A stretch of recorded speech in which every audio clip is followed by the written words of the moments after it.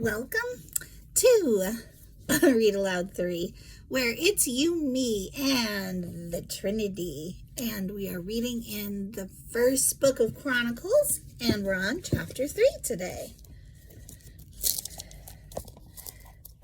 First Chronicles, chapter 3. We'll dive right in. Descendants of David. These are the sons of David who were born in Hebron.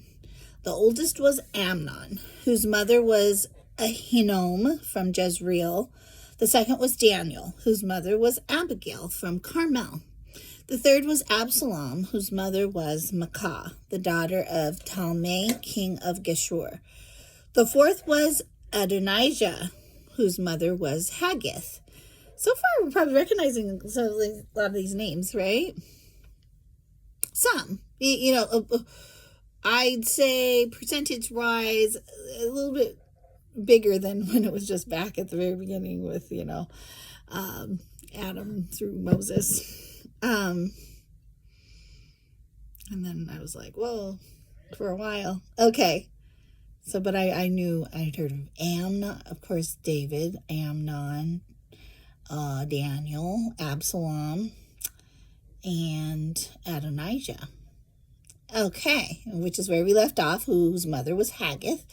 The fifth was Shephatiah. Oh, and now not to overlook the mother's names also. The mother, Ahinoam, I also recognize that one. Abigail, Maacah, and Haggith sounds vaguely familiar too. Okay, I'll stop with the commentary. Let's just get through this. The fifth was Shephatiah. Obviously, that one's new, fairly new for me. Whose mother was Abital. The sixth was Ithream, whose mother was Eglah, David's wife. Okay, so those were interesting that she was the one named as David's wife. These last two sons and mothers, I don't recognize their names, but of course we know David, and Eglah was David's wife. So because it's saying that these are the sons of David who were born in Hebron, then I'm assuming that these are all sons of David, but maybe they were his concubines who had them. That's one theory, okay? That makes sense, right? Okay. These 6 sons were born to David in Hebron, where he reigned 7.5 years. Then David reigned, I don't want to say that and be mistaken, because maybe they were also his wives, but this one stood out for some reason. Okay. David reigned another 33 years in Jerusalem. The sons born to David in Jerusalem included Shammua, Shabab, Nathan, and Solomon. Their mother was Bathsheba, the daughter of Amiel, which we know the story of her. David also had 9 other sons: Ibhar, Elishua, Pelet, Nogah, Nepheg, Japhia, Elishama, Eliada, and Eliphelet. These were the sons of David, not including his sons born to his concubines. See, sometimes you just have to keep reading. And, all right.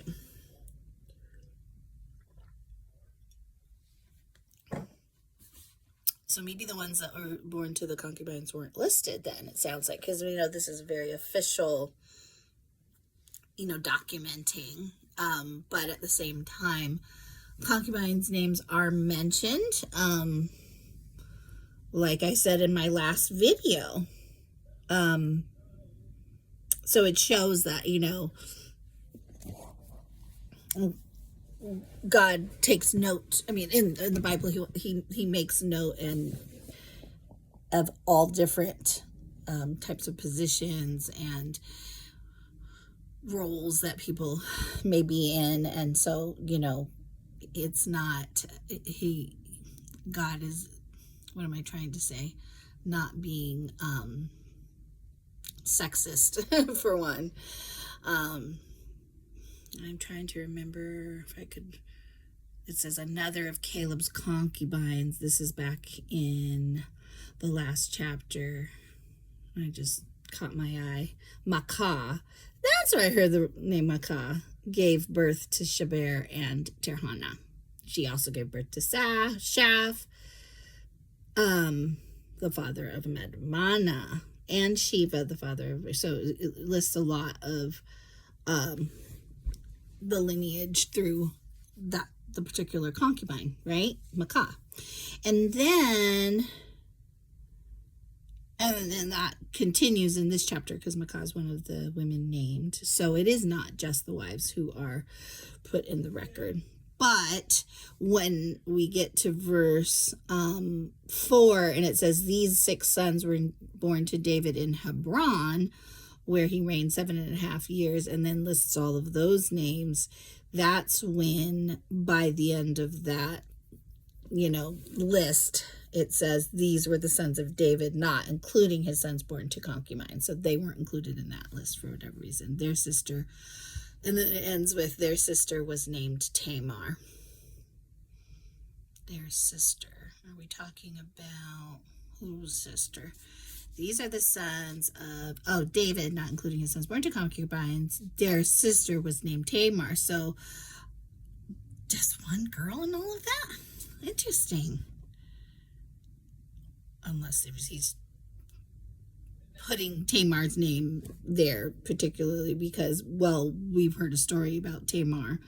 And again, I mentioned this in my last video, I think, that there are 2 Tamars in the Bible with some pretty hard stories. And so just, know that there are 2 that... And I think the one that they're talking about here, I'm trying to remember which. I'm going to keep reading so I don't get confused.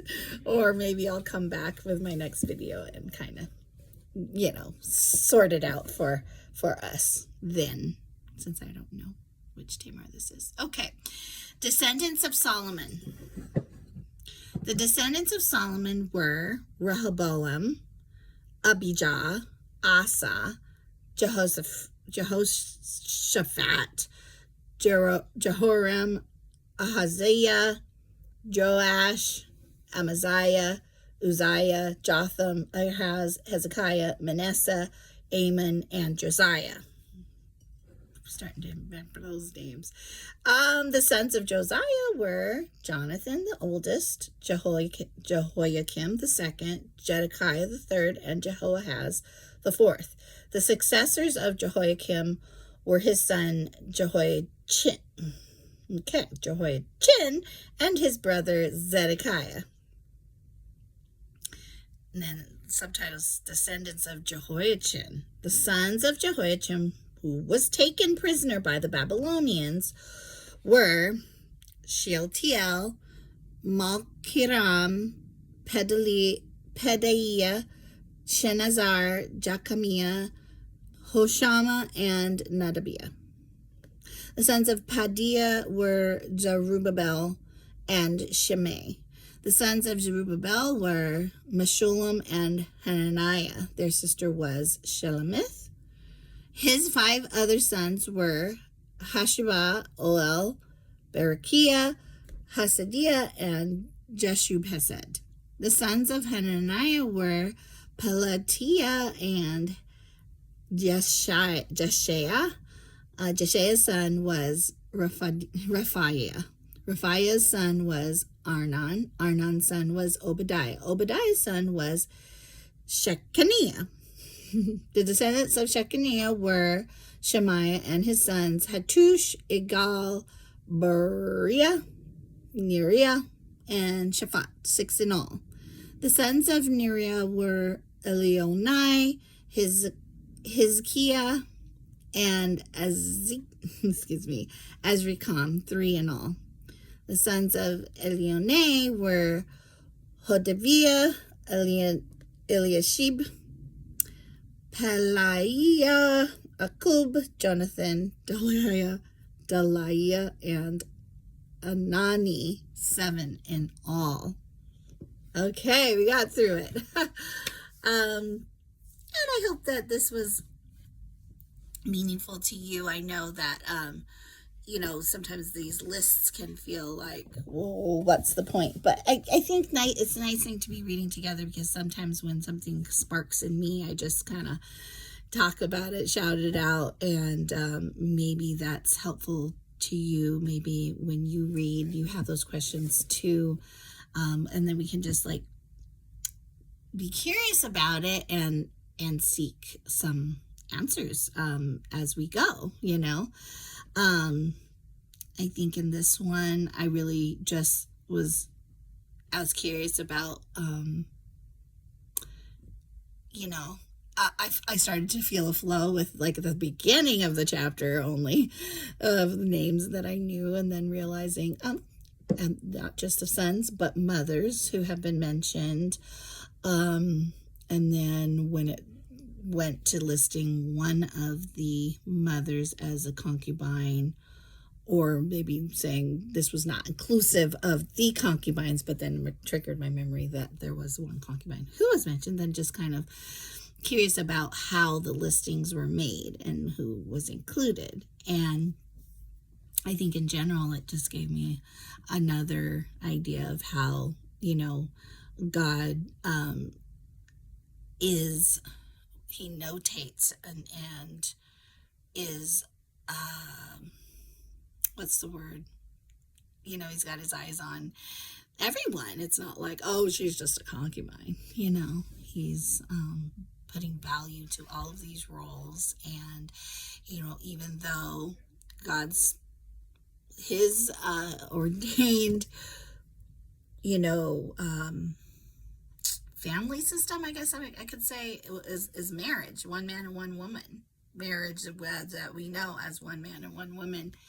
The way he established it, and then culture came along and people started kind of doing as they wanted to and having more than one wife, and that was something that was culturally accepted then. But just because it's in the Bible doesn't mean that was the way that God ordained it to be, right?